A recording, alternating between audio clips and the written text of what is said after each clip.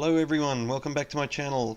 I'm so happy to be able to say I have finally finished my Teardrop camper, and on this final build update video I'll just run through a few of the things that I completed to get it up to its final stage. So here you can see the installation of the spare wheel holder and the gas cylinder containment on the front of the drawbar. So at a later date in the future I may run the gas cylinder through to a permanent cooker in the rear of the camper, but at this point the only thing it is running is my gas powered hot water system that you can see here on the front of the camper. The clear hose you can see here coming up to the hot water system is pumped from the water tank I put into the rear of the camper. And here you can see one of the biggest jobs I had remaining for my camper to complete it, which was the installation of the water tank into the rear of the camper and also the construction of the entire kitchenette area with the shelving and the drawers, etc.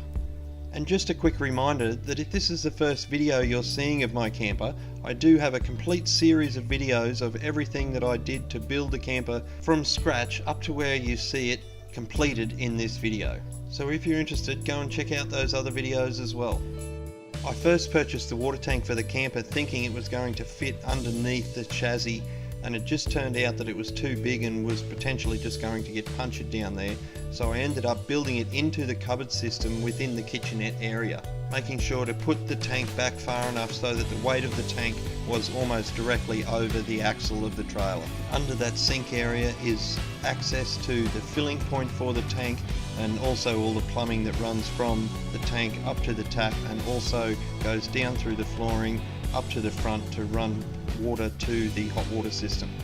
And here is the kitchenette finished in all its glory with some laminate onto the shelving and sides and back wall for splash areas, the sink and tap fully installed, the magnetic spice holders, the magnetic bars to hold the knives up underneath the shelving, and also the dispenser for the paper towels, the aluminium foil and the cling wrap. Currently the sink drains into this bucket that I have directly underneath it. I had considered putting the drain point directly out of the bottom of the camper, but I didn't want water to be collecting around the area where we are parked up and making a mess where you're trying to relax. So you can also see the drawers and the space to house the portable camp stove.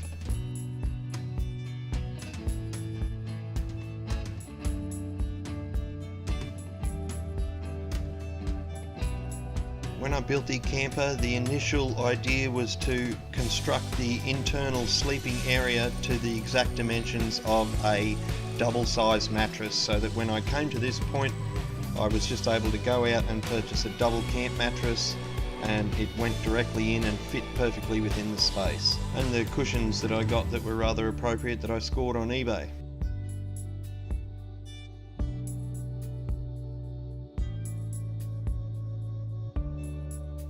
And everything completed here on the outside. You can see directly where I put that gas cylinder and also the frame that I built to hold the spare wheel up in front there. Another view of the gas hot water system. After having tried this thing now a couple of times, I cannot recommend them highly enough. They're very simple, very easy to install and use, and provide you with great instant hot water. And on top of all that, they're dirt cheap. You could also catch a glimpse there of some of the stickers that I purchased for the camper just to liven it up a bit.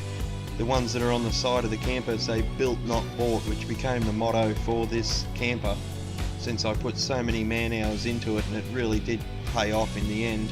And also the large sticker on the back saying "Adventure is out there," which is what we plan on finding with it. I was also asked about the way that I sealed some of the doors on the camper. Now the two side doors, as you can see here, they just have a simple door jamb on the inside. The door closes up very tightly against them. I was initially going to put some rubber down, but after having closed it onto them and testing it, I just found that it wasn't necessary at all. And on the door to the kitchenette, put a strip of rubber that was held down with silicone and also pop rivets to keep it in place, that went across the opening at the top of the door, and then down around the outsides was some rubber that I purchased from Bunnings. And to be completely honest, I had my reservations about how well this would seal the doors on the camper, but after having washed the camper several times with a pressure washer, I'm fairly confident that it's not going to leak at all, given even the worst storm situation. And here's the camper on its first tester weekend out. Everything went absolutely great. I'd really like to thank everyone up to this stage who gave me suggestions, support, and showed interest in the channel. And once again, if this video has been helpful to you in any way, please throw a like onto the video. If you're interested in this type of thing, I'm going to be taking the camper out for a lot of trips now in the near future. I'll be posting a lot of videos where we travel around southeast Queensland, northern New South Wales, and perhaps even a bit further. If you're interested in any of that stuff, by all means subscribe. Thank you very much. I hope you enjoyed it.